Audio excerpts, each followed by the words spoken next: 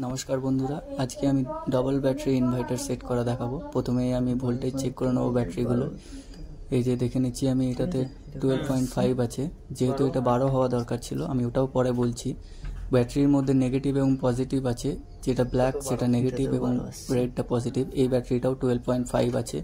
তো এই দুটোকে আমি প্রথমে কানেকশন করে নেব। কানেকশন করার জন্য যেটা করতে হয় সেটা হচ্ছে প্রত্যেকটা ব্যাটারির নিউট্রাল নেগেটিভ এবং পজিটিভ আছে। তো দুটো ব্যাটারি আমি নেগেটিভ এবং পজিটিভে প্রথমটা জয়েন্ট করব, যেটা হচ্ছে এটা নেগেটিভ টার্মিনাল। এই নেগেটিভ থেকে আমি দ্বিতীয় ব্যাটারির পজিটিভে আমি দেব। এটা যেটা আমি লাগাচ্ছি সেটা হচ্ছে পজিটিভ ব্যাটারির কানেকশনটা আমি দিচ্ছি। ফার্স্ট পজিটিভে দেওয়া হয়ে যাওয়ার পরে আমি আবার একবার ভোল্টেজটা চেক করে নেব। তো আমি পজিটিভে দিয়ে দিলাম।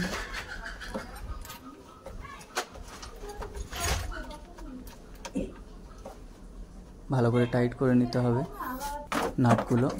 আমি পজিটিভে দেওয়ার পর এরপরে আমি রেড সবসময় পজিটিভ হয় এবং ব্ল্যাক নেগেটিভ হয়। এখানে যেমন আসছে 25 ভোল্ট, তো ওটা কোনো অসুবিধা নেই। এটা আমার ইনভার্টারটা আছে 24 ভোল্টের।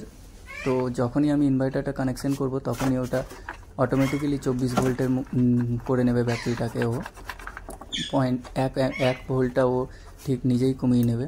তো সেই হিসাবে আমি ইনভার্টার থেকে দুটো তার বেরিয়ে এসছে, একটা রেড যেটা পজিটিভ, একটা ব্ল্যাক যেটা হচ্ছে নেগেটিভ। তো ওইটাই আমি দিয়ে দিচ্ছি।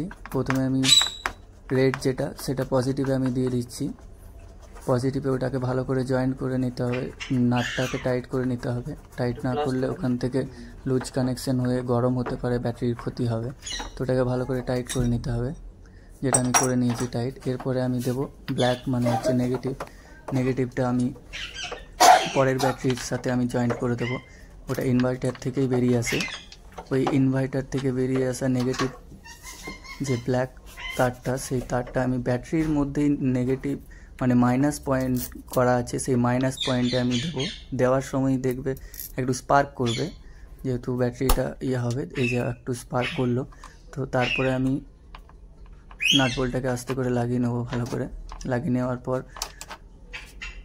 ভালো করে টাইট করে নিতে হবে, কারণ টাইটটাই মেন। টাইটটা ঠিক ইলেকট্রিক কাজে টাইটটা ঠিকভাবে করতে হবে। তো আমি এটা লাগিয়ে নিচ্ছি। ব্যাটারিগুলো ভালোই আছে।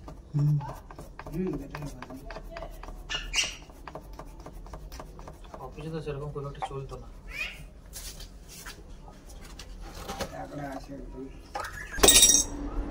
লাগানো হয়ে গেছে আমার। এরপরে আমি যেটা দেবো